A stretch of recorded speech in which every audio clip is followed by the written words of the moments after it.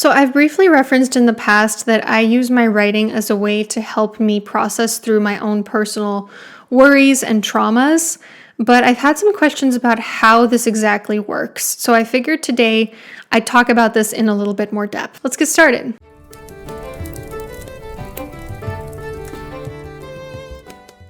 I think probably the easiest way to illustrate this is by giving examples. So I'll start chronologically and just go through all the different manuscripts that I've written so far. Starting off with The Curse in Their Veins, which was my debut novel. Very pagan, witchy novel, and it's all about overcoming intergenerational trauma and the curse of family narcissism. Now, when I wrote it, I wanted an outlet to write about all the beautiful pagan rituals that I'd learned about, but I also think it helped me process a lot of my childhood. For starters, it takes place in my grandpa's hometown, where I spent a lot of my summers growing up in Romania, and actually the opening scene is a memory that I have myself. There was an incident in childhood when I remember waking up, the windows were wide open in my room, summer birds were singing their song, and I saw someone walking outside the window that for a split second I thought was wearing a witch hat. Now, it was probably a hypnopompic hallucination. I was probably just waking up. Maybe there was someone walking outside the window, but I hallucinated a witch hat because, I was a very creative child and I always loved witches from childhood. But it was little details like that I think really helped me reflect on my childhood and on some of those crucial memories from childhood. And beyond that, during the time when I wrote The Curse in Their Veins, I was processing a lot in therapy about the impact of family narcissism on me. And writing this book really helped me grapple with the question, am I doomed to become the same? And once I finished the novel, it was just kind of like, I feel like I answered the question. I feel like the answer is no. And so it just felt like getting a little bit of closure on an open-ended question that I had about my life. Now, my second novel, A Song at Dead Man's Cove, which is actually ready for pre-order now if you want it in ebook format, but it officially releases on June 2nd. This one takes place in coastal Washington. It's a work of gothic horror, and it deals a lot with attachment insecurity. One of the characters is very anxiously attached, one of the protagonists is very avoidantly attached, and I think both represent kind of versions of me at different points in my life. Josephine's character, I'm just going to tell you frankly, is very inspired by how I felt in college, while Zaria's character reveals a lot more how I felt while I was writing the book, which is, a little bit guarded, a little bit mistrustful of other people and quick to dismiss relationships at the first sign of something going wrong. And all the themes of deep loneliness that you read about in A Song at Dead Man's Cove very much mirror the lack of community that I felt while I was living in Washington. Because, they always talk about, the Seattle freeze, which is this idea that, people in Seattle, they're a little bit cold, they don't really want new friends, they kind of have their social circle, they're not super social to begin with, and they're not going to make a big effort to include you. But most importantly, I think this book also helped me process through my fears of infertility. Because I was told growing up that because of my eating disorder, I wouldn't be able to conceive, or that it would be very difficult for me. At the time when I started writing this book, some of my peers were starting to have children, and these anxieties started to gnaw at me because I knew in a couple years I want to have a kid of my own. And I was worried, am I going to be able to do that? Am I going to be able to conceive? Is it going to be really difficult for me because of some of the things that had been told to me? And I needed to process through how I would feel if I tried to conceive and was unable to. That's at its essence how I use writing to process my shit. I force myself to confront the scariest fears and the hardest things that I've been through. And instead of avoiding those things, I lean into them, and it helps me come out on the other side. Because avoidance is a huge reinforcer of psychological issues.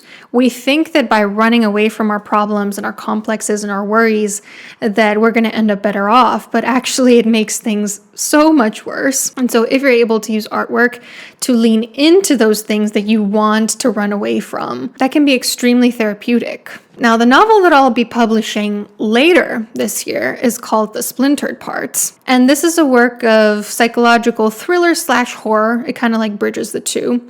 That takes place in the southwest of the US. And this one deals a lot with issues of identity, of feeling like you're going down the wrong path, with feeling like someone is trying to steal your life. I wrote it a few months after deciding I wanted to switch careers from psychologist to author, and also a few months after I had a kind of scary experience where I felt like someone wanted to crawl under my skin and literally be me. And it has speculative elements, right? Like it has things that don't happen in real life.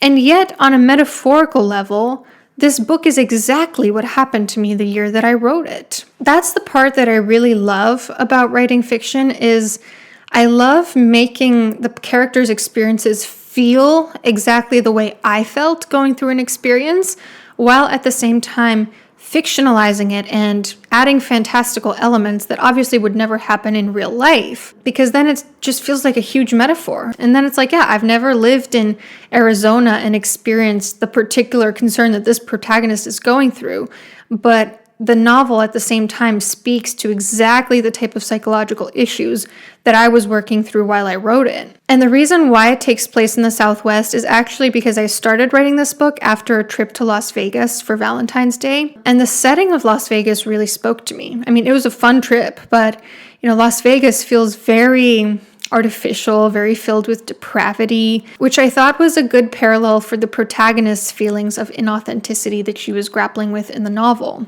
Also, before our Valentine's Day dinner, my husband and I kind of watched someone die right outside our restaurant. I think somebody probably was having like a heart attack or some sort of overdose, and the paramedics were all around them trying to resuscitate them for a really long time.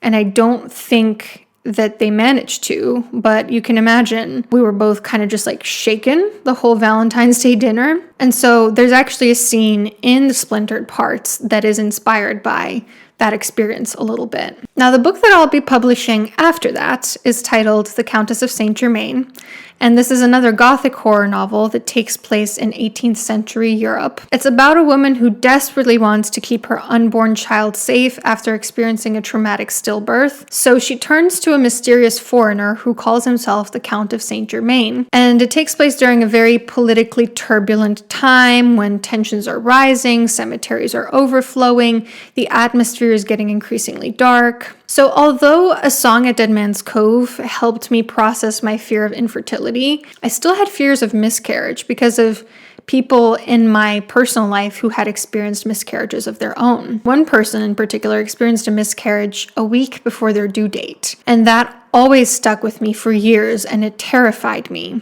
It's such a traumatic thing. So I knew that that would be, a fear that would be on my mind soon as we were going to start trying to conceive in like the next 6 months or so. But I actually got pregnant earlier than expected. I got pregnant a few weeks after starting to write the book. And as you can imagine, although that was like so wonderful that all my fears about infertility were unwarranted, it was strange needing to write about the trauma of a stillbirth and the fear of miscarriage, just as my own pregnancy was in its most fragile state. It's obviously not a comfortable thing to do, right? And I was worried that I would somehow jinx the pregnancy or like manifest the things that I was writing about. But ironically, it helped me work through them because again, it sort of forced me to imagine like, okay, if your worst case scenario happens, you will be able to survive it. I mean, I think there's a Stoic exercise too. I can't remember what it's called, but there is a Stoic exercise where you visualize the most catastrophic thing that could possibly happen to you. Then you feel reassured that if that thing ever happens to you in real life, it's kind of like going through it a second time. You kind of like already know the motions, and it doesn't feel as terrifying because you already know that you can withstand it. And of course, the tension and political upheaval taking place during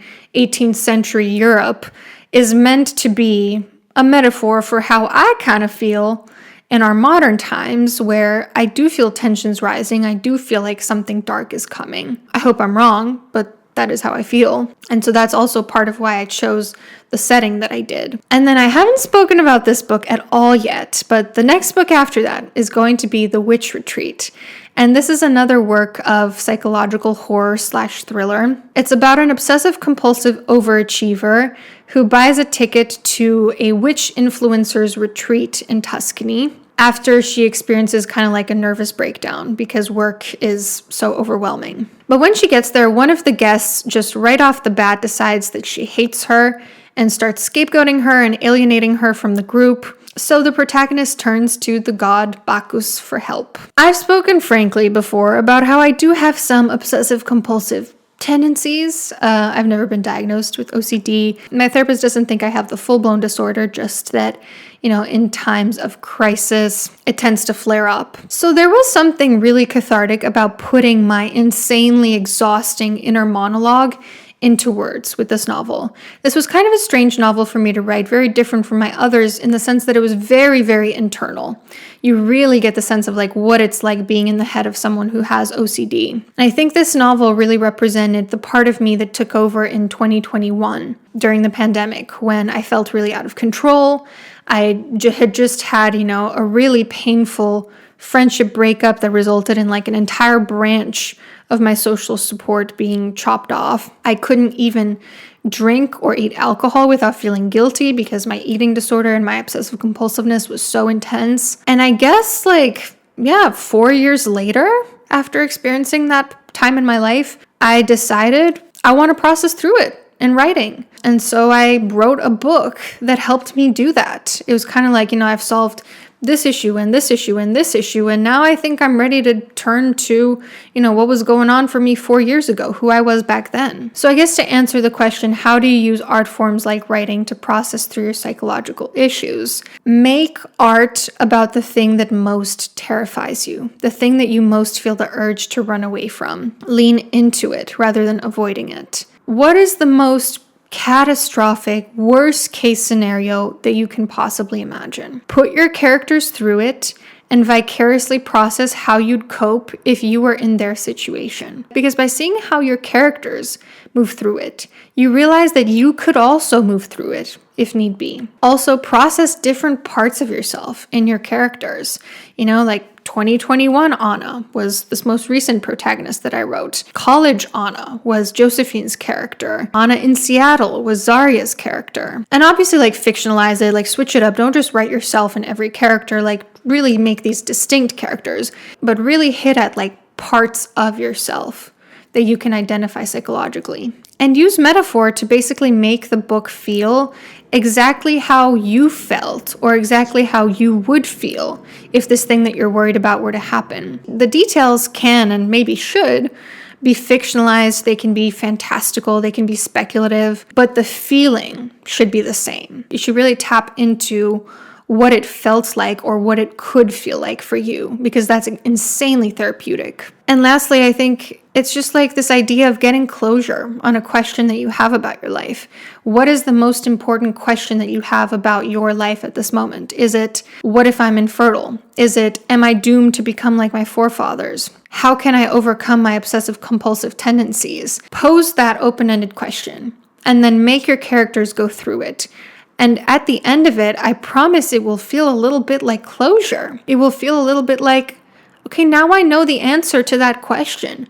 Now I don't feel like it's just hovering over my head anymore. And I'm not going to say that, the question will never pop back up or it's a one and done thing. I don't think healing works like that. But it will feel a lot lighter because it takes a long time to write a book. It's a big, huge time commitment. So by the time that book is ready for publication, you're kind of going to feel like, I don't need to touch the subject again for a really long time. It's kind of going to feel like, been there, done that. You know what I mean? I'm very curious what you think about what I shared in this video and whether you do anything similar with writing or other forms of art. So definitely let me know in the comments down below. Hope this was helpful and I'll see you soon.